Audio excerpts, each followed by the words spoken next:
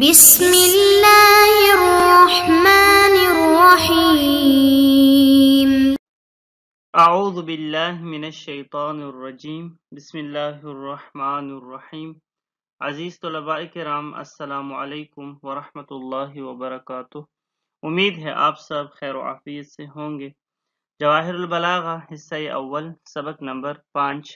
جیسا کہ آپ عزیزان جانتے ہیں، ہماری جو گفتگو ہے وہ فصاحت کلمہ سے متعلق ہے۔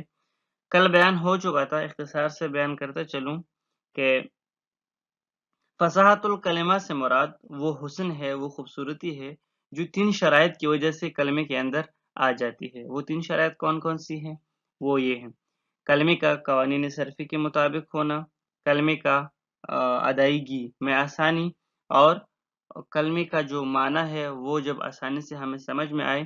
تو یہ 3 شرائط جب کسی کلمے میں ہو تو ان 3 شرائط کی وجہ سے اس کلمے کے اندر حسن پیدا ہو جاتا ہے، جسے ہم فصاحت کلمہ سے تعبیر کرتے ہیں۔ ہمارے پاس 3 چیزیں اور ہیں کہ جو مخل فصاحت ہیں، جو فصاحت کلمہ یعنی کلمے کی فصاحت میں خلل پیدا کرتی ہیں۔ مخل فصاحت مثلا پہلی چیز ہے کلمے کا قوانین صرفی کے مخالف ہونا، دوسری ہے تنافر الحروف، اور تیسری ہے غرابت۔ ان میں سے 2 سے متعلق بحث ہو چکی ہے، اور تیسرا جو ہے وہ رہتا ہے، وہ اور اس کے جو موارد ہیں ان سے متعلق آج بحث کریں گے۔ غرابت اور اس کے مقامات۔ غرابت یعنی جب ایک کلمے کا معنی ظاہر نہ ہو اور عرب کے فصحاء بھی اس کلمے سے مانوس نہ ہو۔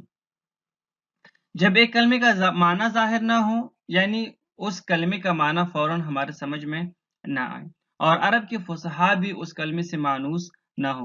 اس کا مطلب یہ ہے کہ ہو سکتا ہے ایک کلمہ ایسا ہو کہ عرف عام میں وہ بالعموم استعمال نہ ہوتا ہو، اور عرف عام میں جو لوگ ہوتے ہیں انہیں ہو سکتا ہے کسی کلمے کا معنی فوراً سمجھ میں نہ آئے، لیکن اگر اس زبان کے جو فصحاء ہیں وہ اگر اس کلمے کو بالعموم استعمال کرتے ہیں اور اس کلمے سے مانوس ہیں تو پھر اس سے وہ کلمہ غریب نہیں بن جاتا۔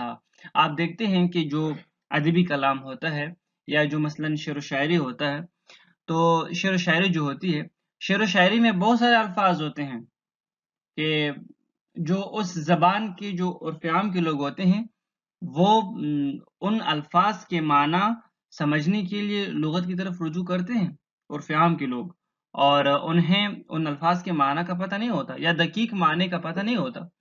لیکن جو اس زبان کے فصحاء ہوتے ہیں، مثلا عربی زبان کا مثال لے لیتے ہیں کیونکہ ہم عربی ہی پڑھ رہے ہیں، عربی بلاغت ہی پڑھ رہے ہیں، تو مثلا عرب کے جو فصحاء ہوتے ہیں ان کے ہاں وہ کلمہ جو ہے وہ بالعموم استعمال ہوتا ہے، تو اس سے وہ کلمہ پہ غریب نہیں بنتا۔ غرابت کے 2 مقامات ہیں، 2 اقسام ہیں۔ پہلا، جب ایک لفظ کا معنی سمجھنے کے لیے لغت کی کتابوں کی طرف رجوع کی جائے۔ یہ جو کہا جا رہا ہے نا کہ جب ایک لفظ کا معنی سمجھنے کے لیے لغت کی کتابوں کی طرف رجوع کی جائے، یہ یعنی وہ لوگ کہ جو فصحاء ہیں وہ بھی اگر کسی لفظ کے معنی کے لیے لغت کی طرف رجوع کریں تو پھر آپ سمجھیں کہ یہ کلمہ کیا ہے؟ غریب ہے۔ لیکن اگر ایک ایسا کلمہ ہے کہ مثلا عرف عام میں تو ہو سکتا ہے کہ کسی بندے کو سمجھ میں نہ آئے یا چند افراد کو سمجھ میں نہ آئے اور وہ لغت کی طرف رجوع کرے، لیکن جو فصحاء ہیں ان کے ہاں اگر وہ کلمہ بالعموم استعمال ہوتا ہے اور وہ مانوس ہیں اس کلمے سے، تو پھر اس سے وہ کلمہ غریب نہیں بن جاتا۔ پھر اس کی خود 2 قسمیں ہیں کہ لغت کی طرف آپ نے رجوع تو کی ہے، مثلا کبھی کبھار ایسا ہوتا ہے کہ اس کلمے کا معنی آپ کو لغت میں مل جاتا ہے، وہ کلمہ غریب تو ہے لیکن اس کا معنی آپ کو لغت میں مل جاتا ہے، اور کبھی کبھار ایسا ہوتا ہے کہ وہ کلمہ غریب بھی ہوتا ہے اور جب آپ لغت کی طرف رجوع کرتے ہیں تو اس کا معنی بھی آپ کو لغت کی کتابوں میں نہیں ملتا۔ بعد میں مثالیں آئیں گی اس کے لیے۔ دوسری قسم، جب کسی لفظ مشترک کو بغیر کسی قرینہ کے استعمال کیا جائے کہ جس کی وجہ سے سننے والا پریشان ہو جائے کہ متکلم کا مقصود کون سا معنی ہے۔ ہم نے اوپر کہا بھی کہ غرابت یعنی ایک کلمے کا معنی ظاہر نہ ہو۔ آپ یہ کہیں کہ غرابت کی 2 قسمیں ہیں، ایک ہے غرابت ذاتی اور ایک ہے غرابت غیر ذاتی۔ غرابت غیر ذاتی کا مطلب یہ ہے کہ جب ایک کلمے کے معنی سمجھنے کے لیے ہمیں لغت کی کتابوں کی طرف رجوع کرنی پڑے، اور آپ یہ کہیں کہ غرابت غیر ذاتی یعنی بذات خود اس کا جو معنی ہے اس لفظ کا وہ بالکل واضح ہے، ظاہر ہے، ہمیں سمجھ میں آ رہا ہے، لیکن وہ لفظ جو ہے وہ لفظ مشترک ہے۔ اگر اس لفظ کو ہم بغیر قرینے کے استعمال کریں گے تو تب غرابت آئے گی، قرینے کے ساتھ استعمال کریں گے تو پھر غرابت نہیں آئے گی۔ یعنی اگر ہم کوئی قرینہ اگر ساتھ لے کر آئیں تو اس کی غرابت ختم ہو سکتی ہے، کیونکہ اس لفظ کے ذات میں کوئی غرابت نہیں ہے، لیکن کیونکہ یہ لفظ مشترک ہے تو ساتھ اگر ہم قرینہ نہ لگائیں تو تب جہاں پر یہ لفظ قرینے کے بغیر استعمال ہو جائے وہاں پر یہ غریب شمار ہوگا، بالعموم نہیں۔ عبارت کی طرف آتے ہیں، کوئی مشکل نہیں ہے، جو خلاصے میں بیان کیا گیا تقریباً وہی ہے۔ الثالث الغرابہ وهي كون الكلمة غير ظاهرة المعنى ولا معلوفة الاستعمال عند العرب الفصحاء ولها موضعان۔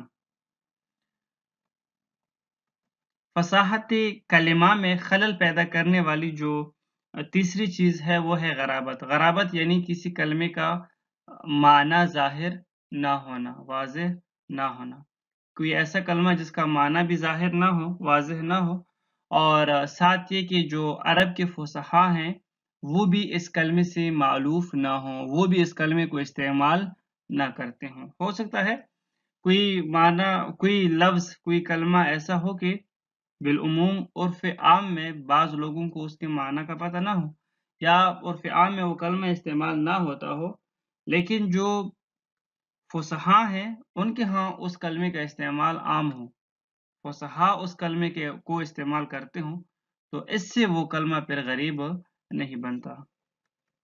جب فصحاء کسی کلمے کا معنی تلاش کرنے کے لیے لغت کی طرف جائیں تو پھر ہمیں پتہ چلے گا کہ یہ کلمہ جو ہے یہ غریب ہے۔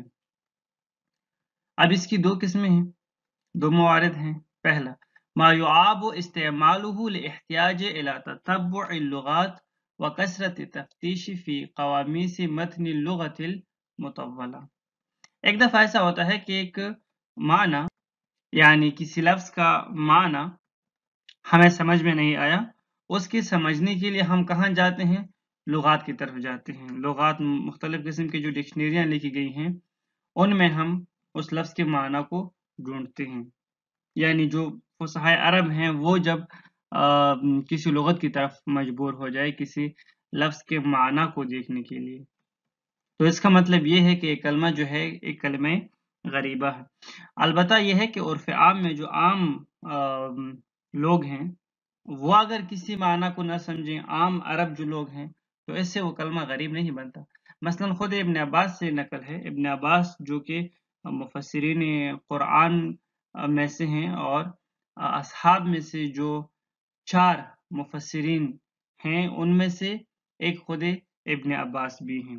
بعض نے 4 مفسرین اصحاب میں سے جو 4 مفسرین کا ذکر کیا ہے تو ان میں سے ایک خود ابن عباس بھی ہیں اصحاب رسول میں سے۔ تو ابن عباس سے خود ایک روایت نقل ہے کہ فطرہ کا جو معنی تھا وہ دقیق معنی میرے سمجھ میں نہیں آ رہا تھا، پھر ایک اعرابی تھا، کوئی بادیہ نشین تھا، وہ آپس میں کنویں پہ لڑ پڑے تھے، تو انہوں نے ان میں سے ایک نے اس لفظ کو استعمال کیا تو مجھے پتہ چلا کہ ہاں اس کا اصل معنی کیا ہے۔ تو اس کا مطلب یہ ہے، اس کا مطلب یہ نہیں ہے کہ ابن عباس مثلا اس کا مطلب یہ نہیں ہے کہ جو لفظ فطرہ ہے مثلا یہ کوئی غریب لفظ ہے، نہیں، یعنی اس وقت اس دور کے جو عرب تھے وہ اس لفظ کو استعمال کرتے تھے، فصحاء کے کلام میں بھی کلمہ استعمال ہوتا تھا، اور اکثر جو مثلا اصحاب ہیں، تابعین ہیں، بلکہ ابن عباس کا تو یہ روش رہا ہے کہ وہ معنی سمجھانے کے لیے باقاعدگی سے کلام عرب کا سہارا لیا کرتے تھے کسی کو اگر سمجھانا ہوتا۔ تو اگر فصحاء عرب کے کلام میں کوئی کلمہ استعمال ہوتا ہے، بالعموم مثلا وہ کلمہ استعمال نہیں ہوتا، یا بالعموم کسی کو اس کا دقیق معنی کا پتہ نہیں ہے یا اس کے معنی کا پتہ نہیں ہے، تو اس سے وہ غریب نہیں بنتا۔ نحو تکاکاتم بمعنی اجتماعتم فی قول عیسی ابن عمر النحوی ما لکم تکاکاتم علیہ کتکاکوئکم علی ذی جنت افرنکو عنی۔ مثلا یہاں پر ایک لفظ لے کر آئے ہیں تکاکاتم، اب آپ کو یہ لفظ نہ قرآن میں ملے گا، نہ حدیث میں ملے گا، نہ آپ کو یہ جو عرب کے فصحاء ہیں ان کے نظم میں، نثر میں، کہیں پر بھی آپ کو یہ نہیں ملے گا۔ کیوں؟ کیونکہ ایک غریب لفظ ہے۔ اب اس کا معنی ہے، لغت کی کتابوں میں اس کا معنی ہے اجتماعتم، جس طرح کہ مثلاً عیسیٰ ابن عمر نحوی نے اپنے کلام میں استعمال کیا، کہیں پر گر گیا تھا بیچارہ، تو لوگ اس کے اوپر اکٹھے ہو گئے، تو اس نے لوگوں کو کہا کہ مالکم تکاکاتم علیہ کتکاکوکم علی ذی جنۃ افرنکوا عنی، آپ لوگوں کو کیا ہوا ہے کہ میرے اوپر اکٹھے ہو گئے ہو، جس طرح کہ اس بندے کے اوپر لوگ اکٹھے ہوتے ہیں جس پر جنات کا دورہ پڑے، لہٰذا آپ لوگ چلے جاؤ، افترقوا عنی، افرنکوا عنی یعنی افترقوا۔ ایک اور لفظ ہے جہلنجا۔ اب لفظ جہلنجا جو ہے یہ بھی ایک غریب لفظ ہے، کلمہ غریبہ ہے، فصیحہ نہیں ہے۔ کیوں نہیں ہے؟ اس لفظ کا معنی آپ کو کہیں پر لغت میں بھی نہیں ملے گا۔ تکاکاتم کا معنی تو ملے گا آپ کو، لیکن جہلنجا کا معنی بھی آپ کو نہیں ملے گا، لغت کی کتابوں میں بھی آپ کو اس کا معنی نہیں ملے گا۔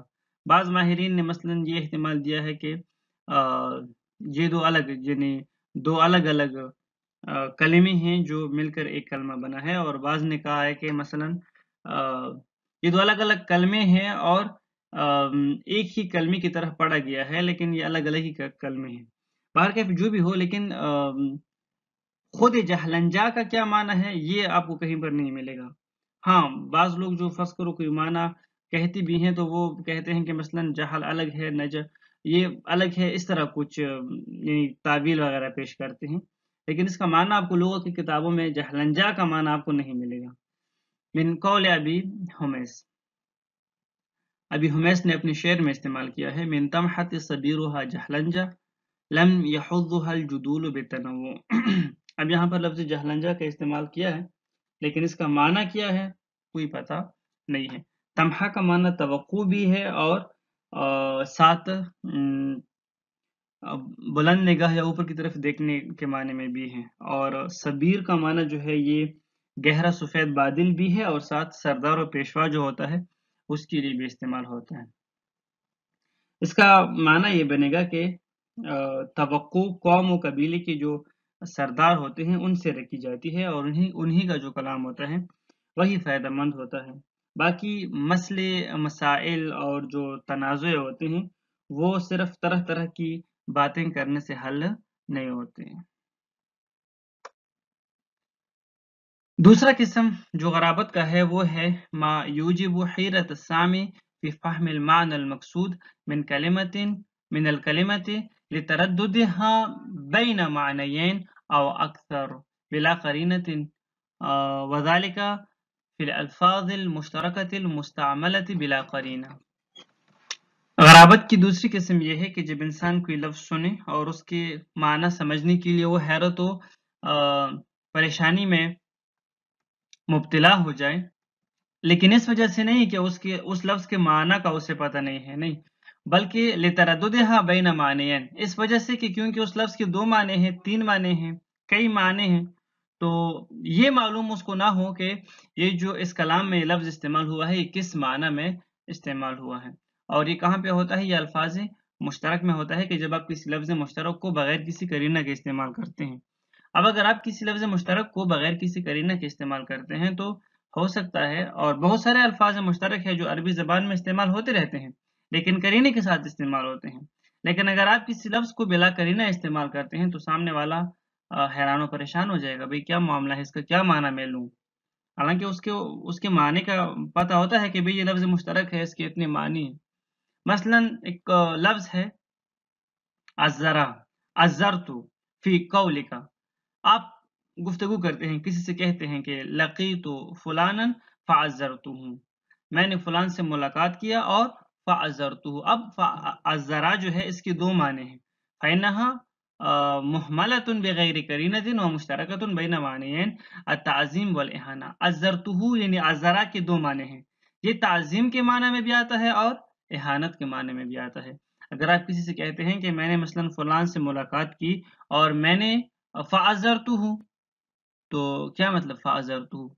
آپ نے یعنی آپ کیا کہنا چاہتے ہیں، میں نے اس کی تعظیم کی یا میں نے اس کی توہین کی؟ کوئی پتہ نہیں ہے، کوئی قرینہ ساتھ نہیں ہے۔ تو یہ لفظ دیکھو محمل بن گیا، کس حوالے سے؟ اس کے معنی کا ہمیں اس کا معنی سمجھ میں نہیں آیا، کیوں؟ کیونکہ کوئی قرینہ نہیں ہے۔ اگر ساتھ کوئی قرینہ ہو تو پھر یہ وہ نہیں ہے، پھر یہ غریب نہیں ہے، یعنی اس کی جو غرابت ہے وہ غرابت ذاتی نہیں۔ وَلِذَالِكَ قَبَحَتْ وَصَارَتْ غَرِيبَةً، یعنی کیونکہ بلا قرینہ استعمال ہوا ہے اس مثال میں، لقیت فلانن فعذرتہ، تو بلا قرینہ استعمال ہونے کی وجہ سے یہ قبیح بن گیا، یہ معذرت غریب بن گیا ہے۔ وَأَمَّا اسْتِعْمَالُ اللَّفْظِ الْمُشْتَرَكِ مَعَ الْقَرِينَةِ الْمُعَيَّنَةِ لِمَعْنَاهُ الْمَقْصُودِ فَلَا يُوجِبُ الْغَرَابَةَ كَلَفْظِ عَزَّرُوهُ فِي قَوْلِهِ تَعَالَى، لیکن اگر کوئی قرینہ آپ ساتھ لگاتے ہیں کہ جس سے پتہ چل جاتا ہے کہ اس لفظ کا معنی کیا ہے، متکلم کیا بتانا چاہتا ہے، تو پھر یہ غریب نہیں بنے گا، پھر وہاں پر یہ غریب شمار نہیں ہوگا۔ مثلا یہی لفظ عذرا جو ہے قرآن میں بھی آیا ہوا ہے، لیکن وہاں پر ساتھ قرینہ ہے، جب قرینہ ہے تو وہاں پر پھر یہ غریب نہیں ہے، کیونکہ ہم نہیں کہہ سکتے قرآن کے بارے میں، تو ہم نہیں کہہ سکتے نا کہ مثلا قرآن میں جو ہے غرابت ہے، ایسا تو ہم نہیں کہہ سکتے۔ اسی طرح مثلا جو پہلا والا ہم نے کہا کہ لغت کی طرف جانا پڑے، تو قرآن مجید میں تو بہت سارے ایسے الفاظ استعمال ہوئے ہیں کہ ابن عباس جیسے شخصیات کو بھی لغت کی طرف جانا پڑا ہے۔ مثلا ابن عباس سے ایک روایت منقول ہے لفظ فترہ کے سمجھنے سے متعلق، تو یہ تو ہے، لیکن اہل لغت جو ہیں مثلا ان کے جو ادباء ہیں ان کے کلام میں استعمال ہوا ہے۔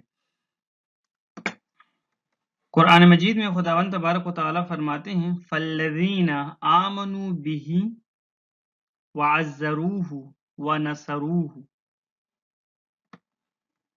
آگے ہیں یہ وَاتَّبَعُوا النُّورَ الَّذِي أُنزِلَ مَعَهُ أُولَئِكَ هُمُ الْمُفْلِحُونَ۔ اب یہاں پر اس آیت میں لفظ عَزَّرُوهُ استعمال ہوا ہے، سورۃ الاعراف آیت نمبر 157۔ پس جو ان پر ایمان لاتے ہیں اور ان کی حمایت اور ان کی مدد اور اس نور کی پیروی کرتے ہیں جو ان کے ساتھ نازل کیا گیا ہے، وہی فلاح پانے والے ہیں۔ یہاں پر بھی لفظ عذرا ہی استعمال ہوا ہے، لیکن فَإِنَّ ذِكْرَ النَّصْرِ وَالْإِيمَانِ قَرِينَةٌ عَلَى إِرَادَةِ التَّعْظِيمِ، یہاں پر جو نصر اور ایمان کا ذکر ہے، اس سے پتہ چلتا ہے کہ یہاں پر جو عذرا ہے وہ تعظیم کے معنی میں ہے، اہانت کے معنی میں نہیں ہے۔ جب ایسا ہے قرینہ ساتھ موجود ہے، پس یہ غریب بھی نہیں ہے۔ والسلام علیکم ورحمۃ اللہ وبرکاتہ۔